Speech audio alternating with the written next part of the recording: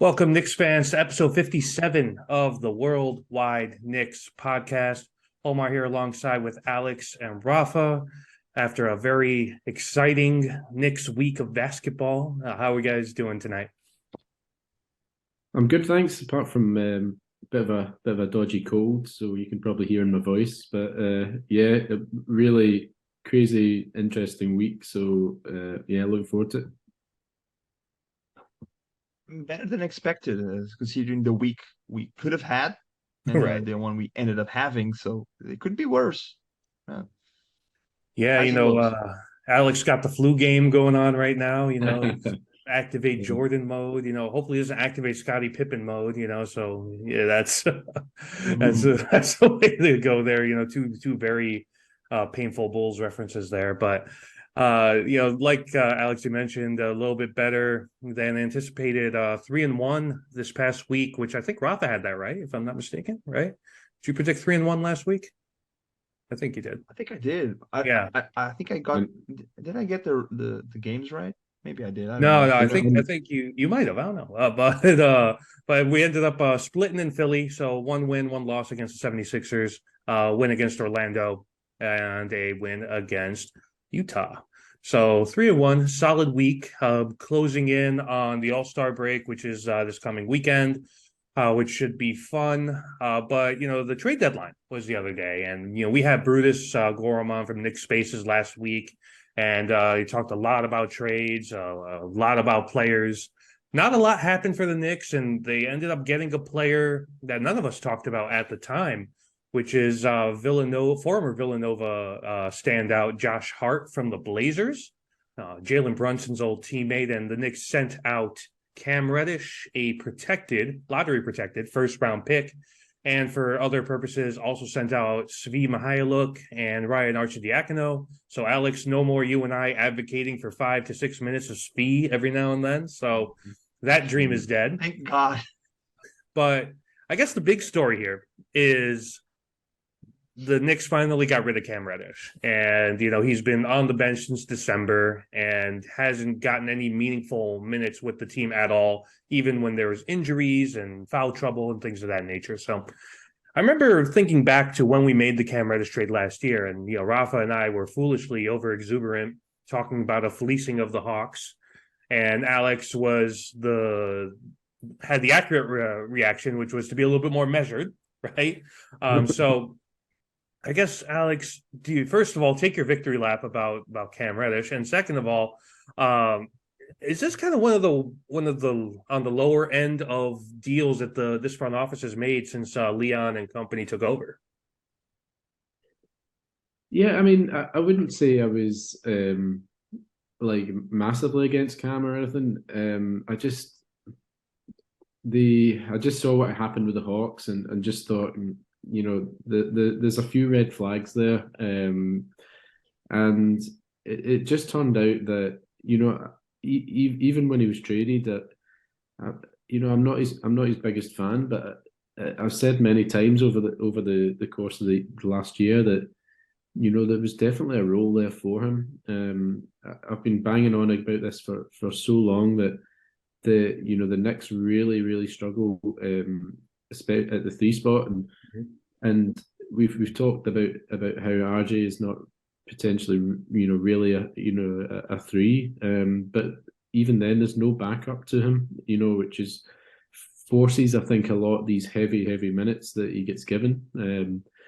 I mean, you could argue that Tibbs gives heavy minutes to lots of players, but I think especially at the three spot, I don't think he trusts either of Obi or Randall to step down, and players to step up. I mean, he's had McBride step up there despite his size and things like that, and I think it was a real problem, which meant that if Cam just got his head down and worked hard, I think there was a role there for him. And I think the problem was that he always seems to have had, and this might be unfair. I don't know. We obviously don't know the ins and outs of it, but it seems to us that he had a bit of ideas above his station sort of thing, and he wasn't prepared just to be that kind of role player, and he always seemed to want to to be the main man, which he was in college and high school, and it just seems to be that I often watch Cam for the Knicks, and he had plenty of good games and plenty of times where you thought, yeah, this guy's got a real role in the team that we can use him as a backup, but he seemed to sometimes just play his own game. Like he looked like he was just out there just playing for himself. There never seemed to be that kind of just sacrificing for the team, and he just blended in with the rest of the team, whether he just didn't fit Tip's system. It certainly looked anyway that there was some kind of personal issue between the two anyway, which does happen, and this is not me defending Tibbs. It's just It's a game of egos, man. these That's things the happen league. in sports, Yeah. where you have just like personality clashes where it just doesn't work, and you've got to pick one way or the other. And if the front office have got a decision to make and say, well, on the one hand, we've got this player that doesn't get on with the coach, but it's not like he's a star player. He's not the main man on the team where we can just kind of let a few things slide. This guy's standing there stamping his feet, saying he wants to do this, he wants to do that, and we have to side with the coach in the grand scheme of things. So I think that's all it was, and I wish him well, and I hope he does well in Portland. As I've said to you guys in the week, I can't stand all this kind of, oh, look at what he's doing now. Look, we made this huge mistake. It's just like, well, maybe he's just thriving in another situation. Good on him. And it's nothing personal. So yeah, I hope he does well.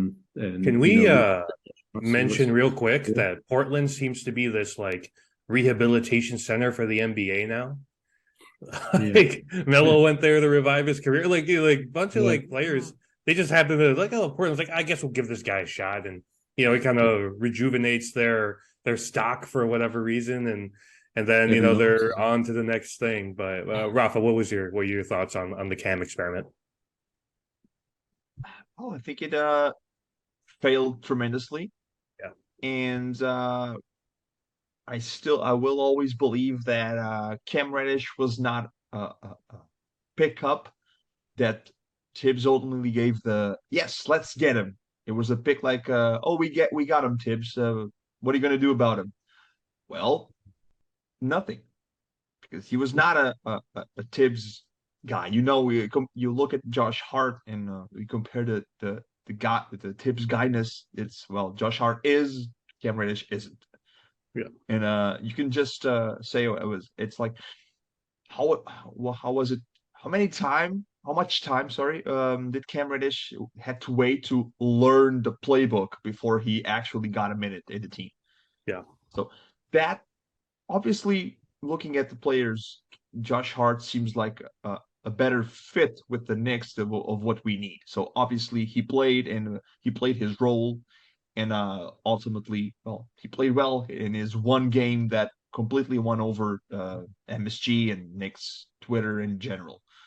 Um, but yeah, he was never the guy. I think he was doomed to fail here, basically, because he was never, especially when Grimes came up. I'm not blaming Grimes. I'm not getting that thing, Grimes versus Cam Reddish thing. But Grimes coming up, he was doing what Tibbs wanted him to do. Just took less space from took more space from Cam. So he was here, and man.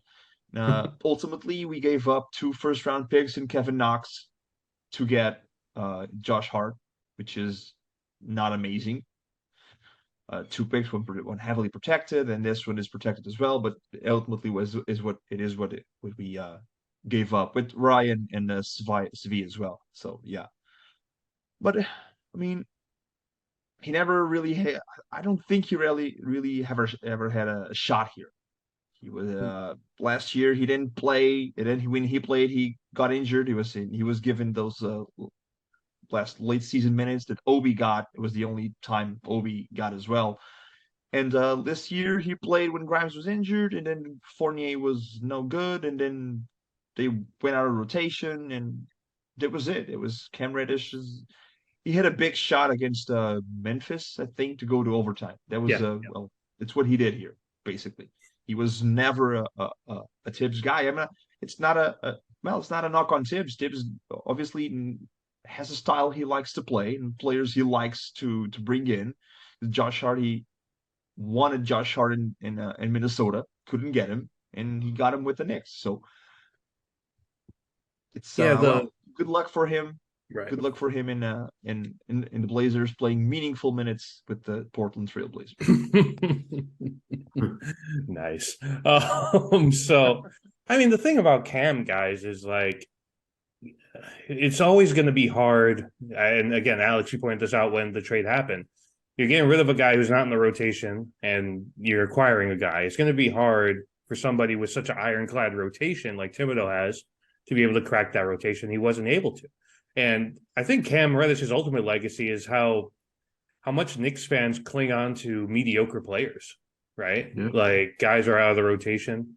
Like you got guys like I was one of these guys. I was a big Damian Dotson fan. Like I liked him a lot when he was on the team, right? I mean, you still got the Frank Ntilikina people. There's always some guy on the Knicks that people like. They're usually relatively athletic, and they make a lot of highlights. I like the zone, yeah. And people like to latch on to them, right? So I think that's Cam's ultimate legacy. They basically took a swing at it. Bring a guy who played in college with RJ. That doesn't mean nothing. So that's something, and ultimately just didn't work out. If there was a different coach here, maybe it's different. If Quentin Grimes doesn't ascend the way he ascended, maybe it's different, and maybe you have a lineup with Cam starting alongside RJ on the wing. But that's not what happened. Quentin Grimes has big favor within this front office and coaching staff. We know that the organization loves him, and we all like him too. I'm not trying to diss Quentin Grimes here. But the way things unfolded, it just didn't work out for Cam, and Cam is now in Portland to try and resuscitate his career. Hopefully he does well. Maybe he gets re-signed by the Blazers, or maybe somebody else signs him. We'll see what happens. Obviously, he's going to be a unrestricted free agent at the end of this year. So it's all a waiting game, right? To see what kind of happens. But Rafa, you kind of led into it a little bit. The Knicks acquired Josh Hart from the Blazers in this deal. He got his first action against Utah, was magnificent. Bunch of steals, bunch of rebounds, scored some points, brought the defensive intensity. So I guess, what do you make of this acquisition, and how is this going to set them up for the rest of the year?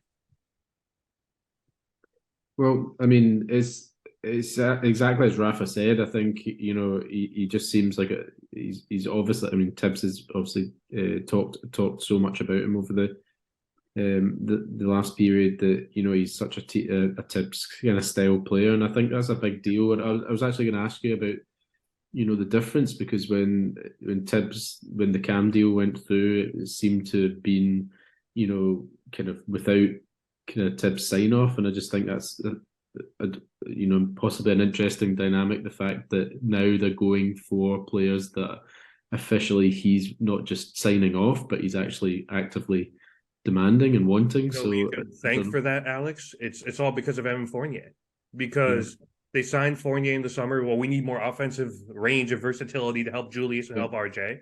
They signed Fournier, not a Tibbs guy. We can all agree on that. Not a Tibbs style player, right? And because he doesn't play defense. And then you saw what happened last year. Yeah, he set a record, but they were on the outside looking in on the play-in, and they want to be in the playoffs. So now they're looking at it like, hey, we gotta get players that are going to work for this coach if we want to win in the playoffs, because we want to sell playoff seats for Dolan, right? That's kind of like that's how Dolan measures success.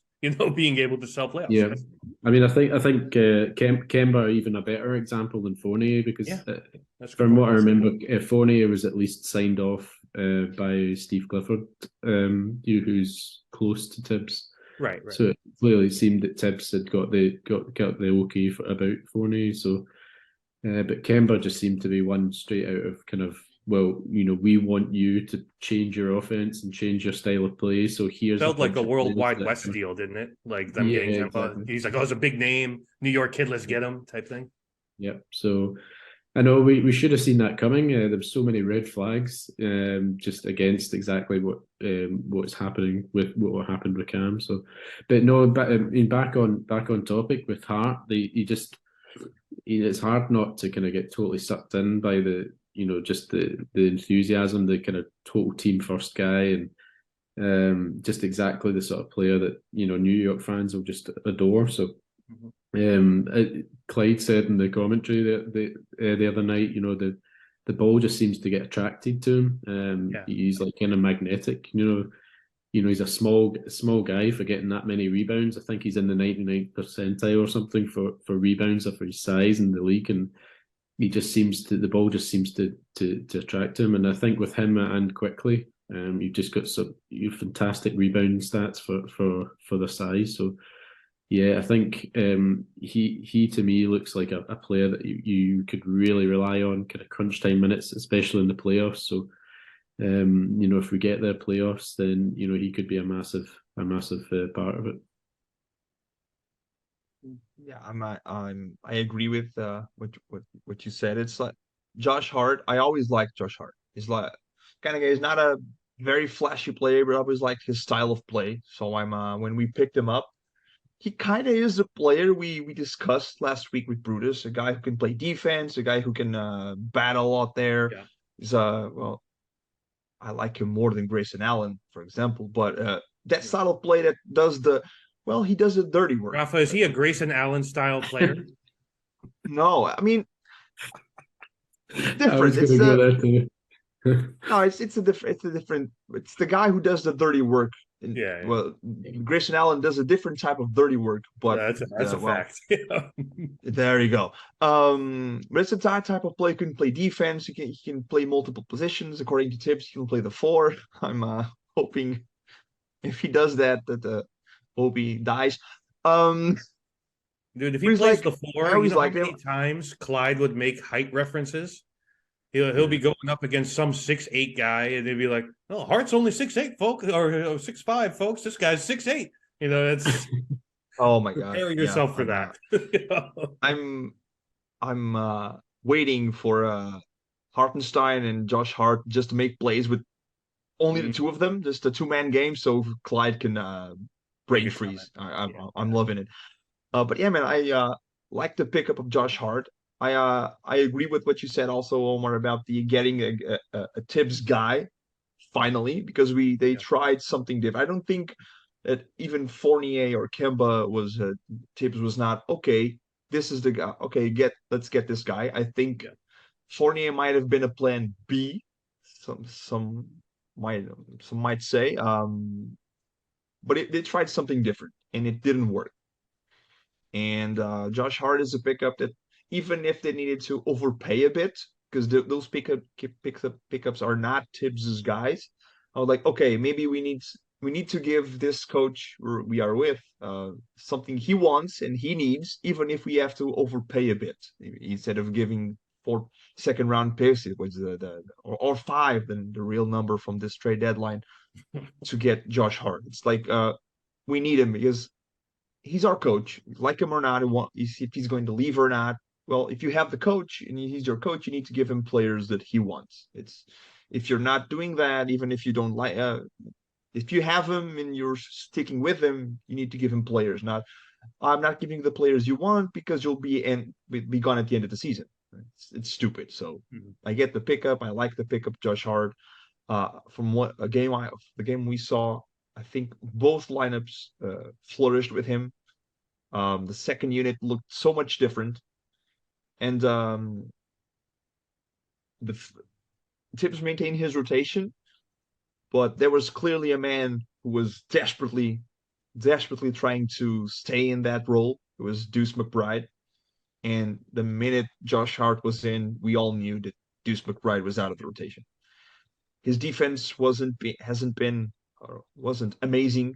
He was playing defense, but he was getting beat a lot. And his offense, I said it multiple times, he's a black hole on offense. He sucks everything. He had one good offensive game. That's it. So Josh Hart coming in, even if he doesn't score too many points, he plays that defense, grabs the rebounds. I mean, that's fourth quarter while Julius Randle was shooting bricks, he was getting every rebound. I mean, he grabbed every rebound. I was like, there were 3 straight plays where Julius Randle shot a brick and the ball went to Josh Hart with the rebound. You could I'm see him. just You saying could see him this, and I moving will be. even before, even while the ball was in the air. Not even after it hit the rim. Yeah, You could see how sharp he absolutely. Yeah. was. You could see, he knew exactly where the ball was going. He's just got a kind of sense of where the ball's going. Just I will just finish with this. I'm dying to see the offensive rebounds we get with Josh Hart and Mitchell Robinson. Mm. Put it up, boys. The guys will grab the offensive rebound. It's done. It's over. Well, as you know, Rafa, that is our best offense, is when we miss a three and get a long rebound and they're able to set it up Oh, for an easy basket. So it's kind of like the rim has we the miss a most lot of assists threes. for the Knicks all year. So Mm. that's very important to remember. I think the thing too that worth mentioning here a little bit is this is another move as well to kind of show how committed they are to Jalen Brunson, right? Like, oh, here's your college teammate, one of your best friends. We're going to bring him on board here. And he immediately was part of the closing lineup against Utah. And I would imagine we'll see that tonight against Brooklyn and moving forward throughout the rest of the year. This feels like a move to me, like when they acquired Derrick Rose a couple years ago. Like they're trying to say, hey, we got to fortify this bench. We got to make sure we're good for the playoffs and for the playoff run. And they have very real ambitions of potentially, getting to the playoffs and potentially winning a series. I think Josh Hart does that for you. He, like you guys mentioned already, gives you the defense, he gives you the rebounding, of course. Hit a couple threes. I know there was a little bit of concern about that he had kind of lost faith in his shot in Portland towards the end there. But, he looked pretty confident shooting the corner threes a couple of times, went 2 for 3 from there against Utah. So, yeah, I'm really excited about it, and I think it really fortifies this bench unit, right? Like up until now, it's been Quickly and everybody else, right? Like Quickly has been by and large the most productive bench player for the Knicks this year, and like Obi has really been super up and down, and now his minutes are whatever. And obviously Hartenstein is not really a threat offensively, and you talked about McBride, Rafa. That shot just never falls for him. So you get a guy in Hart who can initiate a little bit, who could get to the basket, who could score, has decent size, could shoot the three a little bit. And you give somebody an interesting lineup there with him and Quickly and Obi and Hartenstein there as part of that bench unit. I don't know. I think it's interesting, right? But I do want to mention that was the only deal that the Knicks made at the deadline this year. It seems to be a trend for Leon Rose, right? He doesn't really like to make too many deadline deals, especially not at the deadline deals. I don't think he's really made one since he's been on board here. So Evan Fournier is still on the roster. Derrick Rose still on the roster. Those guys were not moved as we thought they might be. So, Alex, what do you think about that? Is that something that they should have pursued, trying to get off of those guys, or is it worth keeping them around just in case? I think again, thinking ahead to the playoffs, somebody like Fournier could end up being a big help, especially if there's going to be injuries coming in. I mean, not as in like a starter or anything, but I'm just saying if there are injuries coming in, there's somebody that could as part of the rotation knows the the system and everything. So I think possibly they were a wee bit cautious about letting him go. As for the others, you're likely going to have to attach assets to get off them. So maybe they just said, the deal there wasn't a deal out there.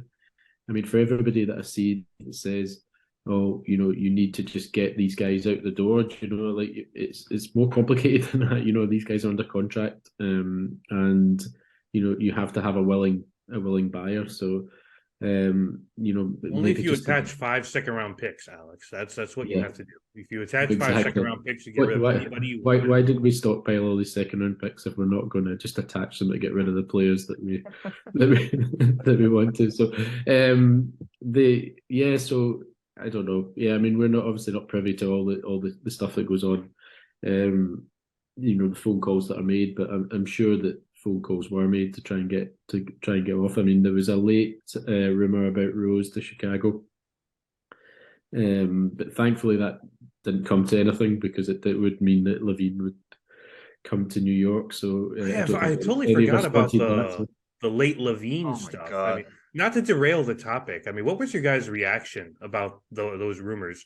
I was We personally were, mortified, and I almost dropped my phone. So yeah, we were almost doing it like a minute by minute countdown, like to the deadline. So just like, please don't do anything, please. yeah, You know, when you say about, oh, did Rose do enough at the deadline? We were at one point just like, I don't want to, I don't want you to do anything anymore. Please, please just go to sleep and let's do nothing. You know, if that was the main rumor that was out there. So yeah. yeah, We traded for Zach LaVine, I would turn toxic. yep. Toxic, but I would send a crime in for the John Papa Yeah, left and direct message to Papa Danny left. Yeah. Perman. Dude, no, trading for Zach LaVine and trading or RJ or Grimes for that cancer of a contract attached to Zach LaVine, that would be the most stupid thing in the most, well, it would be the most Knicks thing ever. We were making fun of Chicago for, oh, look at this, the Rosen and Levine and Lonzo, they're not going to win a title with these guys. Telling me that Zach LaVine, Jalen Brunson, and Julius Randle is a championship team. Please, please, it's not. Don't trade for Zach LaVine. Even just don't. I mean, please. I was mortified. I was like, oh my god, they're gonna do it. Oh my god, they're gonna fucking shit the bed.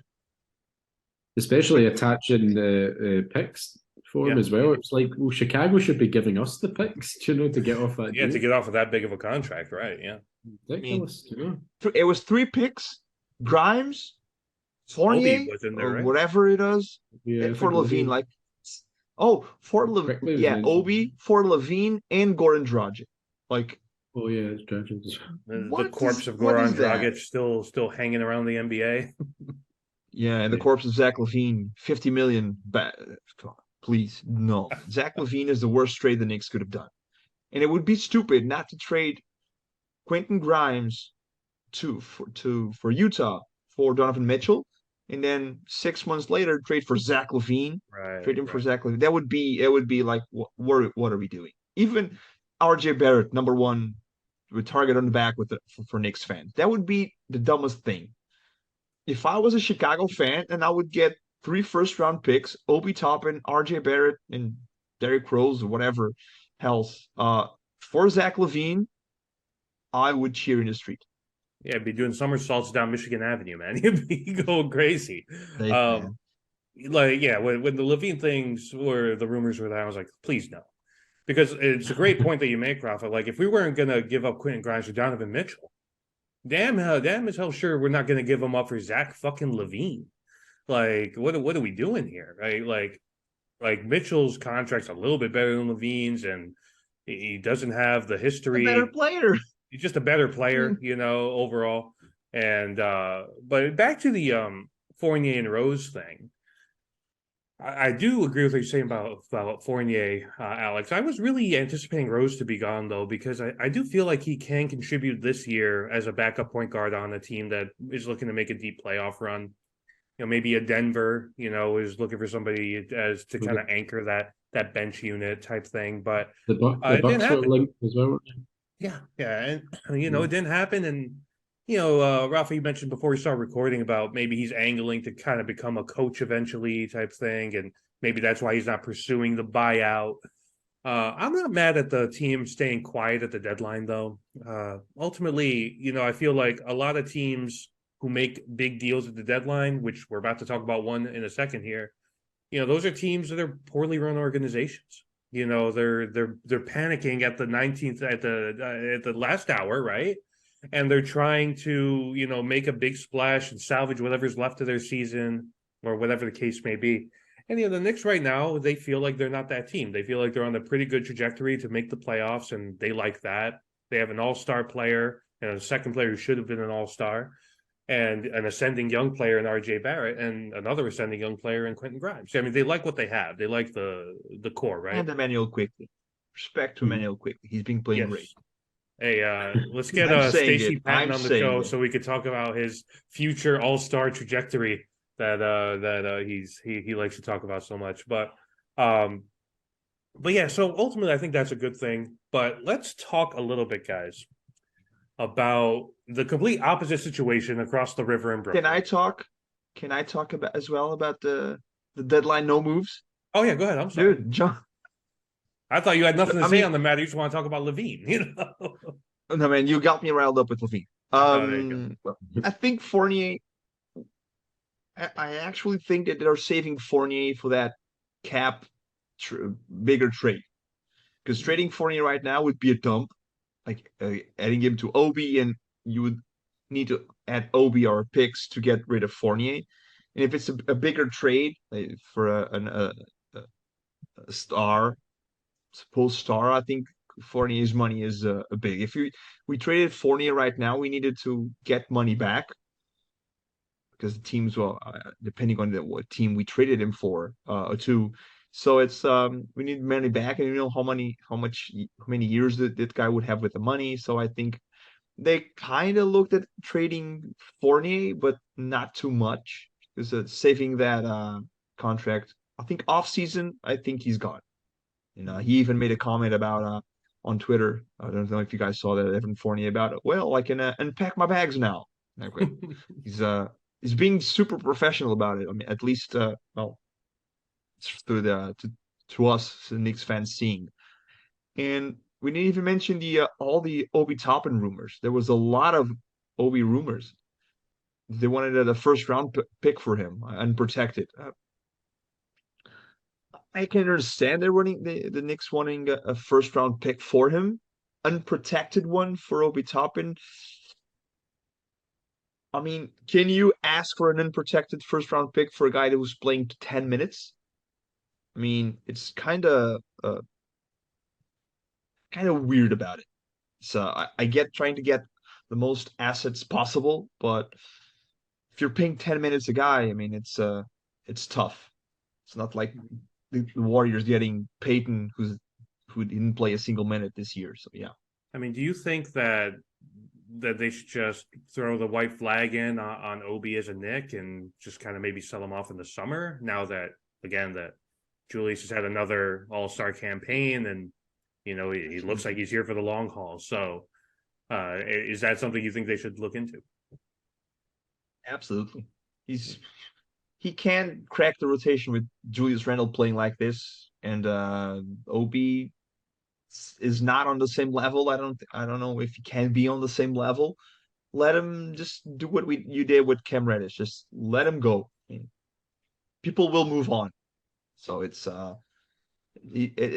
It was a tough break for Obi. Randall was supposed to be gone. He 2 out of 3 years he's an all-star, so there's nothing you can do. Just It's trade him hard to away. make the argument now, I think, for Obi when you're talking about replacing a now two-time All-Star. You know, like that's like it's easy to say, oh, he got in the COVID year, you know, no empty gyms, whatever. You know, it was just a fluke. But now it's a second All-Star appearance in 3 years. You know, and it's hard to kind of justify that. And you know, Obi, I think, you know, he's not being used right. I think we've all talked about that before. He's being parked in the corner, shooting corner threes. It's not his game, you know, and he just hasn't really been able to fully develop because of that, I think. And I don't think that's really his fault. I mean, I think a lot of times, I think with the Knicks is currently constructed, we look at the starters, and a lot of times we want the bench player to come in and do what the starter was doing, you know, as in the same play type. Hartenstein's like a perfect example, right? Like we want him to play like Mitch, even though he's not like Mitch, right? You know, and that's just the system. You know, it is what it is. You know, so I don't know. I just feel like Obi should get another chance somewhere. I don't know where that is. You know, it's tough to say because he gets such little run. Like, who's really interested? You know, and like, do you go to a young team that's developing talent, so where he would get a bunch of playing time, like San Antonio or Detroit or something like that, or do you go to like as like the a secondary starter in for a contending team? It's tough to say, you know. So it's just like I do think he should be moved just for the sake of his career. He came in older than the rest of typical rookies do in the NBA, and so he was already behind the eight ball now. So now it's 3 years, kind of only playing 10, 12, 14 minutes behind Julius Randle.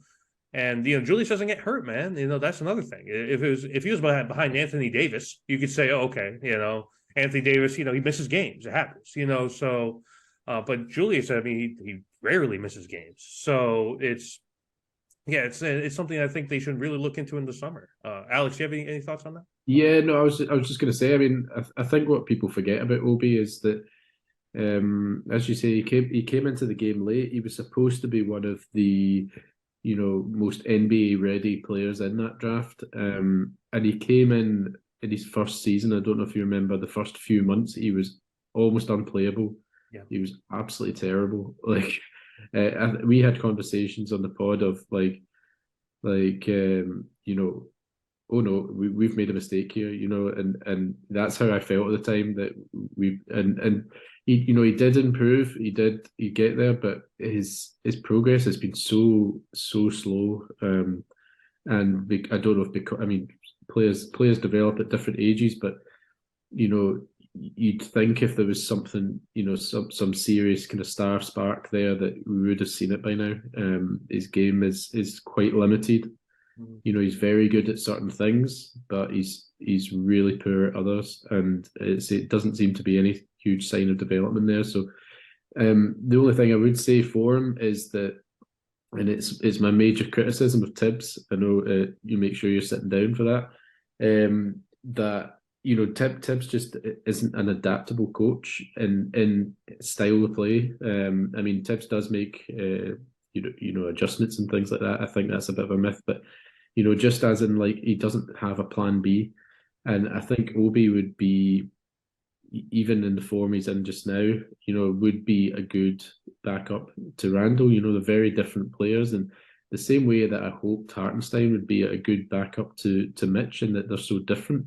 It's against what Mitch and Noel were. They were far too similar, but it just gives you a plan B. You can bring in Hartenstein and play in a different way, and I think a lot of the problems that we're seeing with Hartenstein are along the same kind of lines as the problems we're seeing with Obi and Randall, and that we just don't adjust to a plan B when things aren't going right with, say, Randall and Mitch. That we can't just change the whole game plan and go off in a different direction. It's just, let's just keep trying the same thing again and again until it works, and it doesn't always work. So I think again, there is a role here for him, but just whether that ticks all the boxes that Obi sees in his career, and if he does need to do it elsewhere, then yeah, I think it'd be sad to see him go. I love his personality, and he seems like a really good guy. But the other thing too, Alex, is that what kills him is Quickly's development, because they came in the same draft class,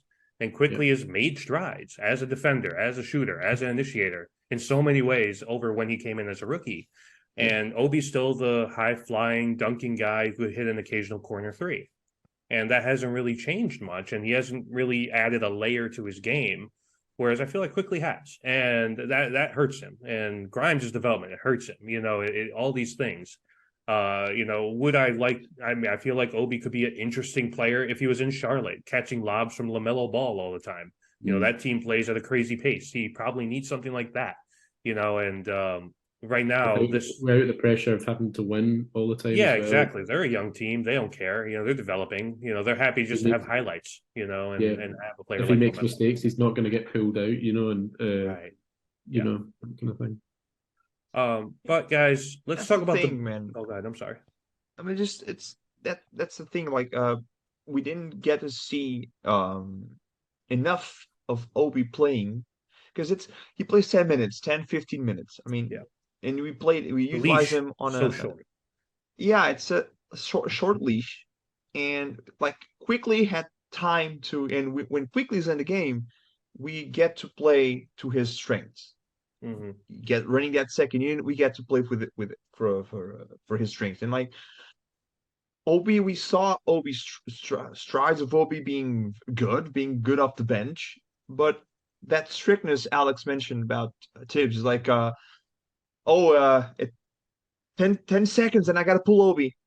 He's scoring 15 points, 10 seconds. Randall's gotta get in. He needs to get those 40 minutes in. I mean, sometimes he was a bit too strict. I mean, young players need time to get that development in. And 10 minutes or 15 to me, I don't think it's enough. And maybe it could have been more. I'm not an Obi guy again, but maybe a little bit more minutes, and playing to his strength, because I think Obi's very good finisher at the rim. He can adjust, move his body, and we set him in the corner. So it's like, oh, send him in the corner. The basket is all the other way, like in the middle. So it's again, I think his situation is close to Cam Reddish. Like it wasn't ideal. It wasn't the plan. He didn't have the shot he could have had somewhere else. Yeah, definitely. So we'll see what happens with Obi. We'll see what happens with all these guys on the roster, right? But let's talk about a trade that did happen across the river in Brooklyn. The Nets super team is now officially dismantled. Last week we talked about Kyrie Irving being traded to the Mavs, and now the centerpiece of their super team, Kevin Durant, has been traded to Phoenix. Obviously, that was a rumor in the summer when he initially requested a trade, and now it's actually happened. The new Suns owner coming in, making a big swing, as new owners usually tend to do. And here I have the trade in front of me because it's so complicated. Rafa, we were talking about it before we started recording. So it's a 4-team trade between the Suns, Nets, Bucks, and Pacers. So the Suns out of the deal get Kevin Durant and bubble legend TJ Warren. And the Nets get Mikal Bridges, Cam Johnson, 4 unprotected Phoenix first-round picks plus a pick swap going all the way up to 2029. And the Nets are also receiving 2 second-round picks from the Bucks. The Bucks, for their role in this, get Jay Crowder. And the Pacers get 3 second-round picks, cash considerations, George Hill, and Jordan Nwora. So I want to start with Rafa on this one because he was really geeked up to talk about this topic. So is this the biggest failure of team building and free agency in the history of the NBA? Yes, it is. It's James Harden, Kyrie Irving, Kevin Durant. They made all of this fuss around him. That we're gonna be great. Once Harden gets back, we're gonna be unstoppable. This great monster team gonna take over the Eastern Conference. They played 15 games together. 15 games for Harden, Durant, and Kyrie Irving. I mean, I love it. And shitting on the Knicks every chance they got. Every chance they got. Brooklyn is cool and it's a place to be. You're gone. You're in Phoenix. That's the place to be now. I mean, I absolutely loved it. It's the second time the Nets make monster trades, trading for all these players and then get nothing. Talking about the KG and Paul Pierce trade with Joe Johnson and Brook Lopez and whoever else was there. I don't even remember. I mean, I love it. It completely failed. Kyrie Irving did complete disservice to the Nets and to Kevin Durant, like with all his shenanigans around him. He made the Nets straight away James Harden, because James Harden wanted to leave because Kyrie Irving was there bullying him. So they got Ben Simmons, who's alone in the Nets now, which is amazing. Real quick, Rafa, on James Harden. Yeah. Very interesting. He's really kind of reinvented himself a little bit in Philly. Leads the league in assists, and he's turned himself into a really good and reliable second option distributor type point guard type player. So just want to throw that out there. I know you guys aren't really keen on Harden, and he's still kind of aggravating to watch play, but I commend him for being able to kind of, I guess, humble himself enough to be a little bit more pass first than he used to be back when he was in Brooklyn and Houston. Yeah, no, absolutely. And if I was James Harden, I would just, I don't know if he has Twitter or not, just a simple tweet or Instagram or whatever. Hey, guess I was right. Just all I would say. Yeah. He was right, because that was toxic and everything else. And well, Brooklyn traded 3 stars, well, 2.5. Harden now is a star again, well, so to say, 3 stars, and they got zero all-stars for them. We got a lot of picks, especially for Durant, because that Dallas trade we talked last year is kind of in terms of picks and players. Says how much Kyrie Irving devalued because of all of his stuff around him. And tell you what, I was kind of surprised Kevin Durant wanted to get traded immediately, because we did talk last week how this Nets team can be. Well, there's Kevin Durant, Ben Simmons might get a bigger role. The team around him seems nice. Finney Smith, a good defender. Dinwiddie back. Thought he might achieve something even with Kevin Durant, and now he's gone. And their best player is Mikal Bridges. Is very good, but I mean they got picks. They need to rebuild again. It's I love it. Nets crumbled, and the Knicks from that summer. The only players staying in New York are the Knicks signings, and I love it. RJ and Julius still here, man. RJ and Julius are still here. Go ahead, Alex. Rafa, you did mention the Kevin Garnett and Paul Pierce deal. I was going to say, Omar, you should have phrased your question. Is this the worst front office deal since the Kevin Garnett, Paul Pierce, and Joe Johnson big three trade? But I mean, there's obvious parallels to that deal. The difference being, and we talked about this earlier, is what they're left with after it all goes to shit. And if you remember, they got left with pretty much nothing after the Garnett thing went they're south. decimated. So, they were in hell. I mean, you look at their team now, and they're almost back to where they were before they got Kyrie and KD, and the kind of fun, scrappy team. That you can imagine. The fans will get right behind. They've got some really good players. Claxton's playing really, really well at the moment, and they've got others. Cam Thomas guy, young guy. He's looking like he could be a spark as well off the maybe not as a starter, but off the bench. Jamal Crawford type instant offense scorer type player. Yeah. So as I said, there's obvious parallels, but I think that they're in a really good place now. Pick wise as well. So I don't think. I think they can move forward with that.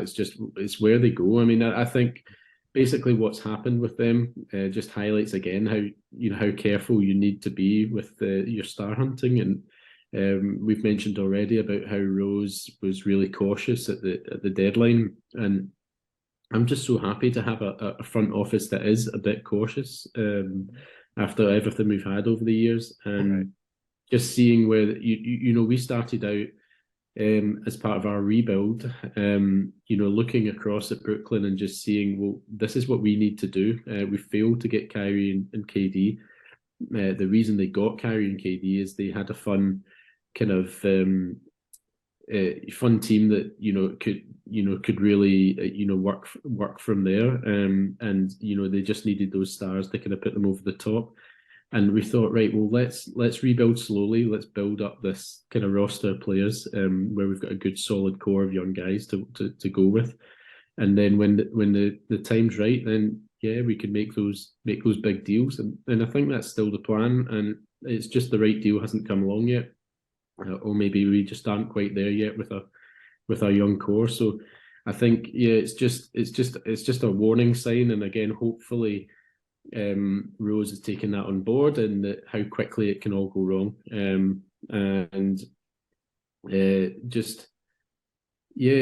Bridges. I know that you said, Rafa, there's no all stars on the squad at the moment, but Bridges is as good as far as I'm concerned. He's such a great player to have, as a kind of building block, and.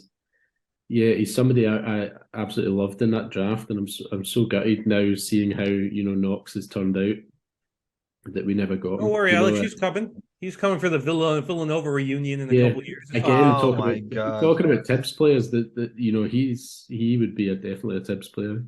I saw something interestingly that he could be the first player ever, I think, to play 84 games in a season. Because I don't think he's missed. Because of the trades and everything, and the fact that he never misses a fucking game. So that's funny.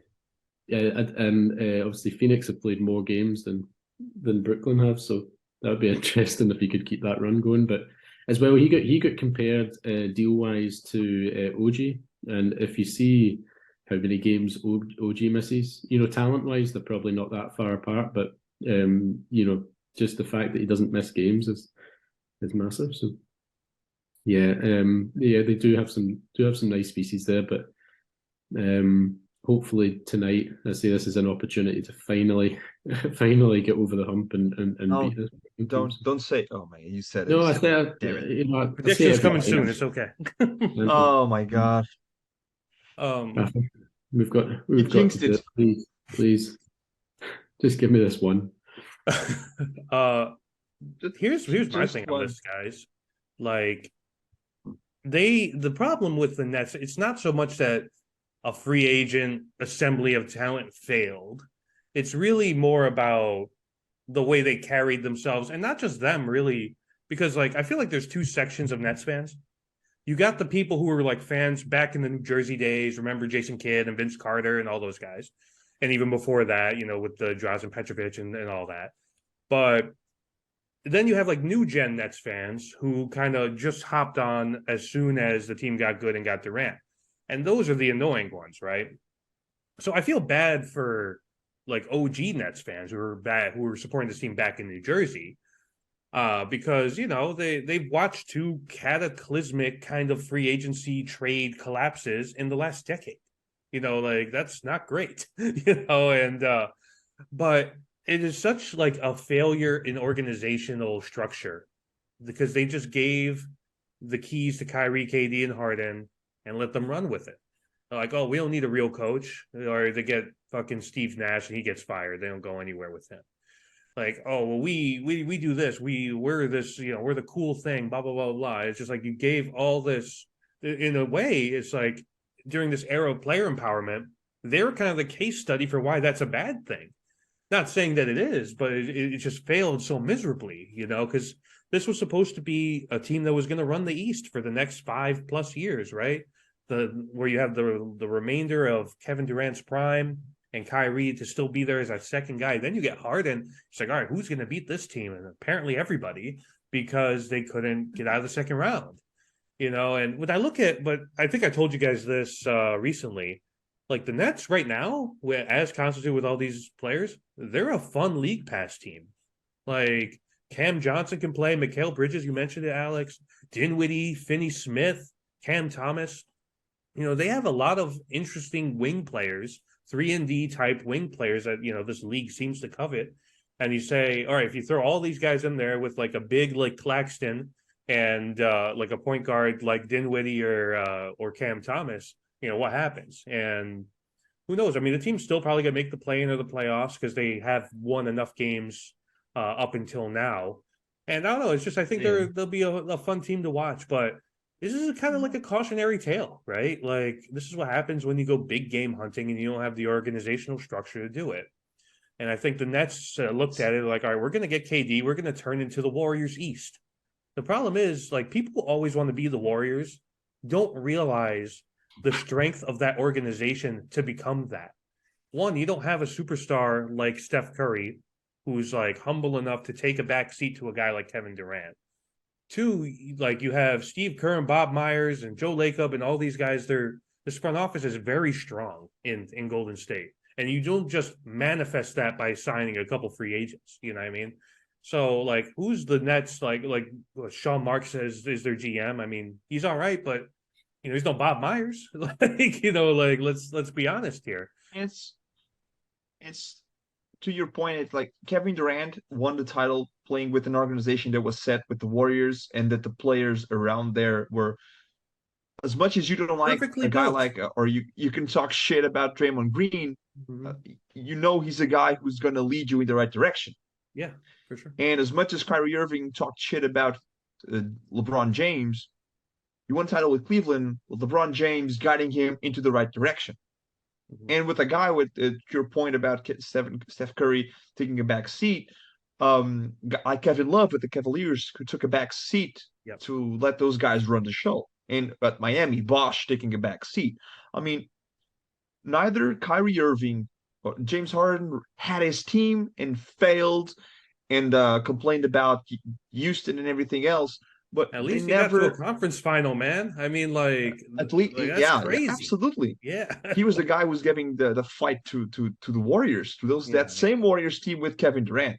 It's like Kevin Durant and Kyrie Irving thought, no, it's my team. I know what we're gonna do. We're gonna do this and that. We're gonna no trade away Jared Allen and give money to DeAndre Jordan. That was the first stupid move they made. They did everything that Kyrie Irving and Kevin Durant wanted them to do. They traded everyone to get James Harden on the team. They got his buddy. They got DeAndre Jordan his buddy as well. They got everyone around him, and it didn't work. We don't need a coach because we had let's get Steve Nash, and it failed. They needed a coach because they needed someone to guide them. Yeah, Like as much as people act like so you for don't some need coaching reason, in this league, you do need coaching in this league.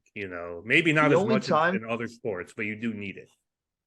it's the only time Kyrie Irving was really successful, was close to winning a title when he was a Robin to LeBron James. But LeBron James is Batman. And that's it. I mean, And even LeBron in Jameses well, don't grow on trees. Not everybody is LeBron James. LeBron James is an all-time great, top 5 ever played to pick up a basketball type player. Congratulations to Big LeBron skinny on guy his from record, by the way. Texas, LeBron James. yeah. And oh, by the way, I just picked it up. We were talking about Mikal Bridges being an Iron Man, basically. Yeah, He has right now the current longest playing streak in the NBA. he does 366 not consecutive miss games. games. He just doesn't miss games. He's a throwback, man. He's like a '90s player. He's just there, always available. So I like Mikal. He's a nice player. Less and not like Zion Williamson, who's Man, that's so God frustrating, damn it. man. It's just missing more time now. It's just that body. It's just so impossible to maintain. It's like if you watch like one of those superhero movies, right? And there's like this substance that has so much power, but it can't be contained into whatever cylinder is containing it. That's Zion's career in a nutshell. He has just all this strength and this brute force, but just can't be contained in this frame that he has. It's just I so was sad because he's such a talent. I was comparing to Tiger Woods when you used to watch Tiger Woods when he was younger, and Oh, the way torque, the way he swung the ball, you were like, "There's no chance that he's going to go through his career without like serious knee or back issues." Do you know? And Yeah, that's a good point, Alex. so much Really good power point. that's going through that you know. Anyway, Let me ask you guys this. So a lot of deals happen. There was some big, some small. D'Angelo Russell back to the Lakers. Obviously, Kyrie to the Mavs, KD to the Suns. Do any of these deals kind of change the landscape for any teams moving forward? I guess if there's a team that really got exponentially better after the deadline, what would it be? I'll start with you, Alex. I think the Lakers made a lot of good moves. Yeah, I agree.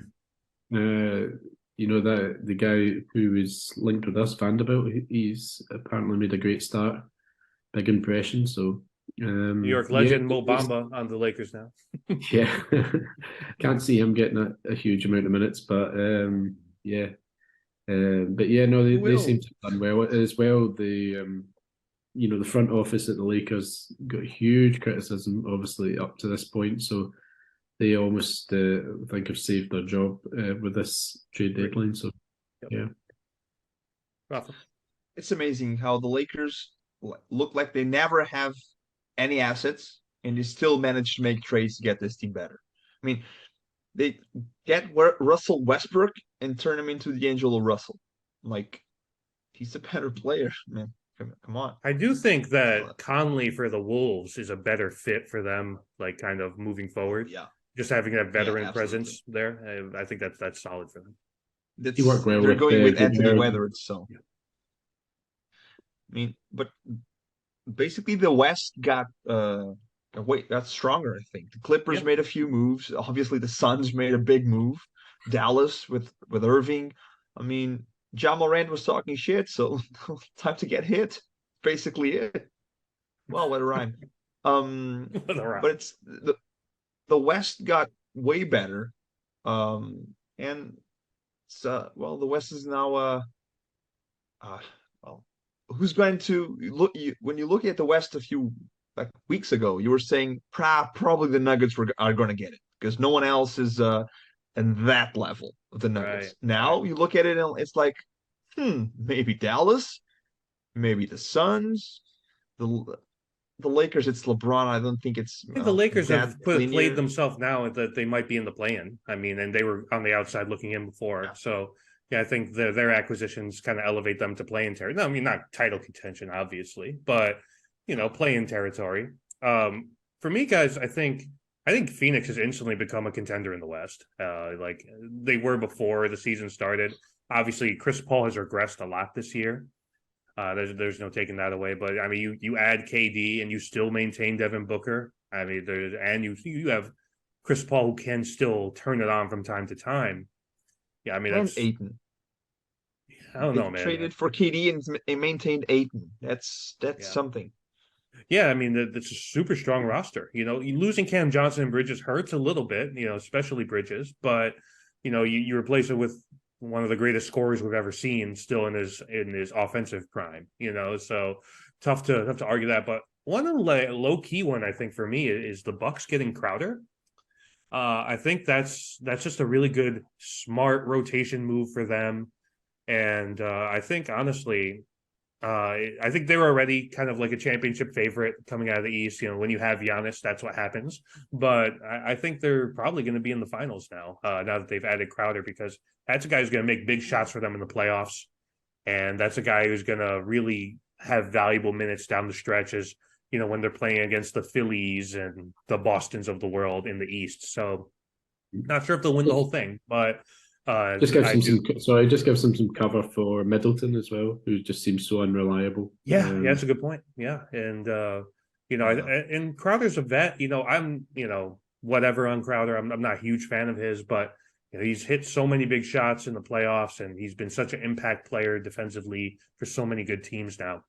It's tough to argue with that acquisition, and they Bucks give up a few second round picks.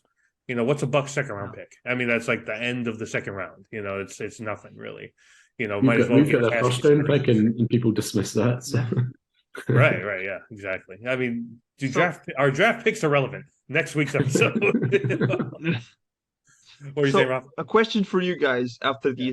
the trade deadline, after all these moves. Just Mhm. obviously we can't really know what's going to happen or how the players work, but how do you think the two teams in the NBA playoffs? How do you think the teams will be? Because we made predictions beginning of the season, but now with all these trades, maybe we'd reshape these predictions. To me, I think from the East is between the Celtics and the Bucks. Yeah. I think there's going to be that conference final is going to be wild. Um, and from the West, I mean, I'd like to still see the Nuggets because Mhm. I mean, they don't have to adjust anything. They just let's go. They don't have to adjust with anything. So I think Let maybe me let's say remind you, Bucks Rafa, that Nuggets. my Oh, preseason go pick ahead. from the West was the Mavericks. So, Oh, oh, oh. I obviously had no idea that they Wait, would and trade mine for was the Kyrie. Nuggets. Thank you very much. Yeah, there you Before go. we So get we're into both some looking great, backslapping. but I don't know. I mean, I think the Mavs can make a run. I'm be honest. Like you have two bona fide scorers. If they could get it to figure it out, two ISO heavy scorers. I mean, the that has to be probably the most frustrating watch in the NBA. Just Kyrie and Luca taking turns doing ISO ball, but Like Worse Teen than Wolf basketball, Embiid. isn't it? It's like just everyone else standing around watching. yeah, I mean that's gonna happen. I don't know. I kind of like Phoenix to get there. To be honest, having Durant is such a huge thing, and a healthy Booker. It's regardless of your feelings on Booker, Rafa, he's still a bona fide scorer in this league. So two guys who Yes. could just score from everywhere. I mean that's hard to beat. In the NBA, and I still think the Bucks are going to get to the finals though. I think we could see Bucks Suns again. To be honest.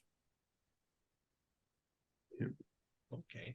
Okay, Bucks Suns. So All right. you changing from the Mavs? Is that it? I'm sticking with my pick, but I wouldn't be surprised if the Suns got to the finals. Okay. Alex, you have any thoughts on that? No, I mean, I had Bucks Nuggets, I think, at the Yeah, start of the that's year. still So, solid. Yeah. yeah, so I don't think there's any reason to change that. Throw a Also couple had pounds on that on the wagering app there, Alex. yeah, Play a I little wish. future. You know, Yeah. I also had the Clippers. The Clippers just, as we've weird mentioned team. many times, such a strange team. But they could still come around if the two obvious players going to get their act together. So I don't think they're out of it either. Yeah. It should be a fascinating stretch run going into the playoffs. So let's do a couple game picks here, guys. Only two games right now before the All-Star break. So we're recording this Monday night. So the Nets, Knicks just tipped off. And Wednesday we got a game in Atlanta at the Hawks before the break. So Alex, what you got this week for the two games for the team? I think they're two tight games, so I'm gonna go 1-1. So the Randall's absolutely torching the net so far. So I think he scored all points. So All seven. He's about to all feast, seven, yeah. man. The so yeah, just kind of thinking, we're gonna lose one and gain one. I think they're just two tight games, so I could see them going one way or the other. All right, well, Yeah, I agree, man. It's 1-1. I think we win this game against the Bucks, and then the Hawks, the Bucks, no, the Nets. What won this one against the Nets, and then with the Hawks, it's always the same thing with Trae Young, and I think we probably lose in Atlanta.